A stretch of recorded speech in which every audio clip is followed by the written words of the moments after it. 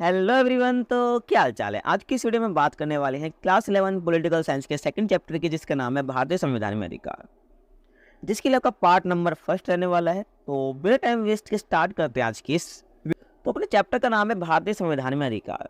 तो यहाँ पर एक वर्ड आ रहा है आपके आंखों के सामने, अधिकार। अधिकार का मतलब क्या होता है? तो आप कह सकते हो अधिकार वो हक है जो हर आदमी का हक होता है, जो एक आदमी को जीने के लिए चाहिए होता है। अगर उसके पास वो हक नहीं है, वो अधिकार नहीं है, तो वो व्यक्ति जीवन जी नहीं पाएगा, उसका जीवन बहुत मुश्किल हो जाएगा। इसको हम कहते हैं अधिकार कहते हैं। तो अधिकार क्या है? एक व्यक्ति का हक है जो उसको चाहिए होता है अपना जीवन जीने के लिए। अगर वो उसके पास नहीं है तो उसका जीवन कठिन हो जाएगा। ऐसे समझ, इसको हम अधिकार कह देते हैं। बाकी इस चैप्टर में हमको पढ़ने हैं मौलिक अधिकारों के बारे में, डिटेल में पढ़ने वाले हैं मौलिक अधिकारों के बारे में। बाकी यहाँ पर अधिकार का मतलब क्या है आपको समझ आ गया होगा। तो आगे हम बात करें, जब आप अपने एनसीईआरटी पढ़ते हो तो वहाँ पर आपको दो कहानियाँ बता रखी है। मेनली इसमें आपको अधिकारों का महत्व बता रखा है, अधिकार कितने जरूरी होते हैं।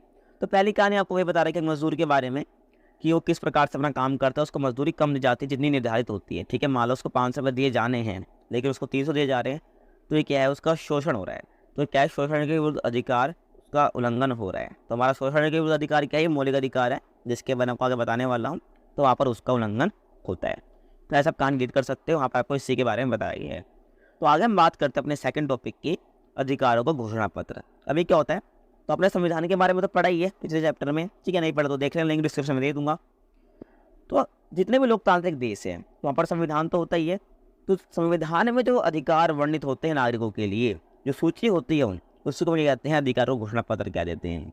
अगर हम डेफिनेशन के रूप में जाने तो लोकतांत्रिक देशों में नागरिकों के अधिकारों को संविधान में सूचीबद्ध कर दिया जाता है। ऐसी सूची को हम क्या कहते हैं? अधिकारों घोषणा पत्र हम कह देते हैं, ठीक है। अब आगे हम बात करते हैं भारतीय संविधान में मौलिक अधिकार। अब मौलिक अधिकार कंसेप्ट कहाँ से आया? तो आपको पता है हमारा एक देश भाई गुलाम था, हाँ नहीं भाई, याद है ना? था, ठीक है। तो इससे पहले क्या होता, कई आंदोलन हो रहे थे, हमारे बहुत सारे क्रांतिकारी थे जो इस आंदोलन कर रहे थे। तो इस टाइम पे क्या हो रहा था? इनके द्वारा नागरिक अधिकारों की मांग की जा रही थी, जो हमारा अंग्रेजी शासन था उस टाइम पर। और इसी के तहत क्या होता है, 1928 में एक समिति थी, मोतीलाल नेहरू समिति। तो उसने अधिकारों के घोषणा पत्र की मांग उठाई, जिसमें अधिकार वर्णित थे, ठीक है। और जब हमारा देश आज़ाद हो गया तो इन्हीं में से क्या है, कुछ अधिकार ले लिया गया, अधिकांश को संविधान में सूचीबद्ध कर दिया गया, ठीक है, जो आप मौलिक अधिकार के रूप में पढ़ते हैं। अब मौलिक अधिकार हैं कितने? तो मौलिक अधिकारों की संख्या है 6, लेकिन ये अब है ना, पहले 7 थे, ठीक है। 44 संशोधन करके, ठीक है, संविधान में 44 संशोधन करके इसको हटाकर अब कानूनी अधिकार बना दिया गया। जो संपत्ति का अधिकार था पहले, हमारा मौलिक अधिकार था, उसको अब संपत्ति कानूनी अधिकार अब बना दिया गया है, ठीक है। आया समझ? तो ये कई बार पूछा जाता है, तो 44 संशोधन याद रखना है। अगर हम डेट की बात कर लेते हैं तो 1978 की बात है, ठीक है। आया समझ? देखो ये तो हो गया मौलिक अधिकार के बारे में। लेकिन सामान्य अधिकार भी हमारे पास होते हैं, ठीक है, जो कि जो अधिकार कौन से होते हैं? साधारण कानून की सहायता से लागू करे जाते हैं, उसको हम सामान्य अधिकार कह देते हैं। बाकी और इन अधिकारों में क्या है, संसद कानून बनाकर परिवर्तन भी कर देती है, ठीक है, कर सकती है। इसको हम क्या कहते हैं? सामान्य अधिकार कहते हैं। लेकिन अगर मौलिक अधिकारों में चेंजेस करने हैं तो संशोधन करना पड़ेगा संविधान के अंदर, तो उसके लिए भाई सदन में मंजूरी चाहिए होती है, ठीक है। तो उसके बारे में आपको आने वाले चैप्टर में पता चल जाएगा, ठीक है। तो बाकी हम बात करते हैं मौलिक अधिकारों के बारे में थोड़ी आगे और, ठीक है। तो वे अधिकार जो संविधान में सूचीबद्ध किए गए हैं, जिनको लागू करने के लिए विशेष प्रावधान किए गए हैं, ठीक है। ऐसे नहीं लुल्लु पुंजू ऐसे ही भाई कि हाँ भाई अधिकार दे दिए, नहीं भाई, उसके लिए भाई विशेष प्रावधान ही किए गए। संविधान खुद क्या करता है भाई? सुरक्षा लेता है उन मौलिक अधिकारों की, सरकार भी इसके विरुद्ध नहीं जा सकती। हमारा एक अनुच्छेद है 32, वही हमारा एक मौलिक अधिकार भी है, तो उसके बारे में पढ़ने वाले हो। उसके तहत अगर हमारे मौलिक अधिकारों का हनन होता है तो डायरेक्ट आप कोर्ट जा सकते हो, ठीक है। तो ऐसे प्रावधान भी है। तो हमारे मौलिक अधिकार हैं, संविधान को खुद सुरक्षा देता है, खुद इनकी गारंटी लेता है। अगर इनमें परिवर्तन करना है तो संविधान में संशोधन करना पड़ेगा, ठीक है। अब जो हमारे संविधान में मौलिक अधिकार में वर्णन किया गया है, तो ये कहाँ पर वर्णित है? तो हमारे भारतीय संविधान के तीसरे भाग में ये वर्णित है, और टोटल हमारे 6 मौलिक अधिकार हैं। अगर हम बात करें कौन कौन से हैं, तो पहला हमारा समानता का अधिकार, अनुच्छेद 14 से 18। सेकेंड हम बात करें स्वतंत्रता का अधिकार, अनुच्छेद 19 से 22। और तीसरी की बात करें शोषण के विरुद्ध अधिकार, अनुच्छेद 23-24। अगर हम बात करें धार्मिक स्वतंत्रता का अधिकार, 25 से 28। और संस्कृति एवं शिक्षा का अधिकार ये हमारा अगला है, अनुच्छेद 29 से 30। और लास्ट हमारा आता है संवैधानिक उपचारों का अधिकार, जो कि बहुत इंपॉर्टेंट है, ठीक है, अनुच्छेद 32। अब आपके मन में सवाल आया होगा, यार 31 अनुच्छेद कहाँ गया? 30 के बाद 32 थोड़ी है, गिनती भूल गए क्या आप? अरे नहीं भाई, 31 अनुच्छेद जो मैंने आपको बताया था ना अभी, संपत्ति का अधिकार वही था, उसको हटा दिया गया है। ठीक है, उसको कानूनी अधिकार बना दिया गया। वो हमारा पहले मौलिक अधिकार था। तो कई बार क्वेश्चन आ जाता है, ध्यान रखना। ठीक है, बार बार बता रहा हूँ मैं आपको यहाँ पर। तो यहाँ पर हम बात करते हैं अब सिस्टम। अब आगे हम बात करते हैं डिटेल में। फर्स्ट हम बात करते हैं समानता का अधिकार, अनुच्छेद 14 से 18। तो इसके अंतर्गत आपको कौन कौन से अधिकार प्राप्त हैं, तो उसकी हम बात कर लेते हैं। पहला, कानून के समक्ष समान, यानी कानून के सामने सब बराबर हैं। और कानून से समान संरक्षण यानी बचाव। ठीक है, कानून से सुरक्षा प्राप्त करना। ठीक है, तो ये सबके लिए बराबर है बिना कोई भेदभाव के। धर्म, मूल, वंश, जाति, लिंग या जन्म स्थान के आधार पर कोई भी भेदभाव नहीं हुआ। ये आपका सेकंड हो गया। थर्ड की हम बात कर लें, रोजगार में अवसर की समानता, छुआछूत का अंत और उपाधियों का अंत। तो ये आपका समानता का अधिकार है। आगे हम बात करें स्वतंत्रता का अधिकार की, तो उसमें आपका पहला आता है व्यक्तिगत स्वतंत्रता का अधिकार। और व्यक्तिगत स्वतंत्रता यानी कि इसके अंदर बहुत सारी चीज़ें आती हैं। पहला, भाषण और अभिव्यक्ति की आज़ादी, अपने आप को अभिव्यक्त कर सको। ठीक है, उसकी आज़ादी और भाषण की आज़ादी। अब जो अभिव्यक्ति की आज़ादी है ना, इसके बारे में आप जो सेकंड बुक है उसमें डिटेल में पढ़ने वाले हो। जो अभिव्यक्ति की स्वतंत्रता है, इसमें आपके ऊपर कुछ लिमिटेशन भी होती हैं जो आपको पता होनी चाहिए। ठीक है ना, उसके बारे में हम बात करेंगे भाई नेक्स्ट, जब हम सेकंड बुक का सेकंड चैप्टर पढ़ेंगे। ठीक है, और आगे हम बात करें शांतिपूर्ण ढंग से जमा होने और सभा करने की आज़ादी। मतलब क्या भाई, जमा हो सकते हो, सभा बना सकते हो, सभा कर सकते हो, वो आप संगठित होने की आज़ादी आपके पास है। नेक्स्ट हम बात करें भारत में कहीं भी आने जाने की आज़ादी आपके पास है।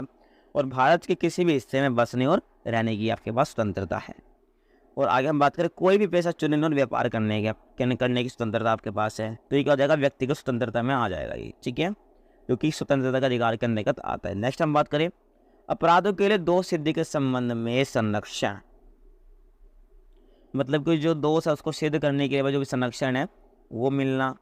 आगे हम बात करें जीवन की रक्षा और दैहिक स्वतंत्रता का अधिकार। मतलब जीवन की रक्षा के लिए जीने का अधिकार होना, तो ये क्या है, स्वतंत्रता का अधिकार है। आगे हम बात करें शिक्षा का अधिकार और अभियुक्त और सजा पाएगा लोगों का अधिकार। मतलब ये किसी भी नागरिक को विशेष मामले में गिरफ्तारी में हिरासत से सुरक्षा प्रदान करना। तो ये क्या हो जाएगा, अभियुक्त और सजा पाएगा लोगों के अधिकार। आ जाए समझ, तो क्या हो जाएगा, हमारा स्वतंत्रता का अधिकार हमारा। नेक्स्ट हम बात करते हैं शोषण के विरुद्ध अधिकार 1923 से 24। आपको नाम से पता चल रहा है शोषण के विरुद्ध अधिकार, यानी कि अगर किसी व्यक्ति के साथ शोषण होता है तो जब ये अधिकार लागू होता है। ठीक है ना, तो इसमें आप क्या बताओगे कि मानव के दुर्व्यापार और बंधुआ मजदूरी पर रोक, यानी जो बंधुआ मजदूरी होती है आपको पता ही होगा, तो उस पर रोक। और नेक्स्ट आप बता सकते हो जो जोखिम भरे काम होते हैं, बच्चों से मजदूरी कराने पर रोक। ऐसे कामों में आपको यहाँ पर एज भी ध्यान रखनी है, जो एज है वो 14 है। तो 14 वर्ष से कम आयु के बच्चों को किसी भी जोखिम वाले कामों में नहीं लगाया जाएगा। ठीक है, जो क्या है मौलिक अधिकार के अंतर्गत ही आता है। आपको पता होना चाहिए, जैसे कि भाई आप कह सकते हो खदानों में, कारखानों में काम करवाना जिससे भाई बच्चे को हानि पहुँच सकती है उसकी हेल्थ को, ऐसे कामों में नहीं लगाना। एज 14 आपको याद रखनी है। ठीक है ना, अगला आता है धार्मिक स्वतंत्रता का अधिकार, अनुच्छेद 25 से 28। तो उसमें आप क्या बताओगे, अपने अपने धर्म को मानने, पालन करने और प्रचार प्रसार करने का अधिकार। ठीक है, आपको नाम से तो चल रहा है भाई धार्मिक स्वतंत्रता का अधिकार, आपको धार्मिक तौर पर क्या है, स्वतंत्रता है। तो यहाँ पर आप पहले ही क्या बताओगे, अपने धर्म का पालन करना, उनको मानने और उनका प्रचार प्रसार करने का अधिकार आपके पास है। आगे हम बात करें संगठित इकाई के रूप में धार्मिक तथा परोपकारी कार्य करने वाले संस्थानों को स्थापित करने का अवसर आपके पास है। ठीक है, जो भी क्या धार्मिक आप संस्थाएं बना सकते हो। नेक्स्ट हम बात करें धर्म प्रचार और धार्मिक संप्रदाय की देखरेख के लिए कर देने के लिए मजबूर नहीं किया जाएगा।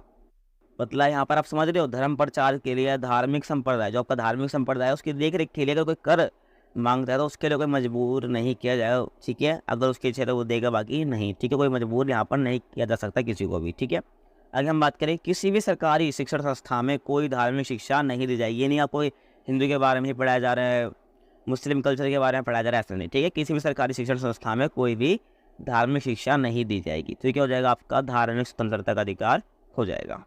नेक्स्ट हम बात करते हैं संस्कृति और शिक्षा संबंधी अधिकार, अनुच्छेद 29 से 23। तो इसके अंतर्गत आप क्या बता सकते हो, भारत के किसी भी राज्य के नागरिकों को अपनी विशेष भाषा, लिपि या संस्कृति को बनाए रखने का अधिकार है इस अधिकार के तहत। नेक्स्ट आप बता सकते हो इसके अंतर्गत भाषा तथा धार्मिक अल्पसंख्यकों को शिक्षा संस्थाओं की स्थापना करना और उसका प्रशासन चलाने का अधिकार प्रदान करता है। ठीक है, जो ये मौलिक अधिकार की हम बात कर रहे हैं। ठीक है, ठीक है, तो मतलब कोई भी जो नागरिक है अपनी भाषा, लिपि, संस्कृति को बनाए रखेगा, उसको अधिकार है। और दूसरा जो धार्मिक अल्पसंख्यक हैं, ठीक है, जो भाषा और धार्मिक अल्पसंख्यक है, उनको संस्थाओं की स्थापना कर सकते हैं, संस्थाओं की, और उनका प्रशासन भी चलाने का उनको अधिकार है। अब लास्ट हमारा आता है संवैधानिक उपचारों का अधिकार, अनुच्छेद 32 के अनुसार। ठीक है, तो संविधान के जनक डॉक्टर भीमराव अंबेडकर ने, ठीक है, आपको पता है, उसको जनक कहा जाता है, पिता कहा जाता है किसके, संविधान का।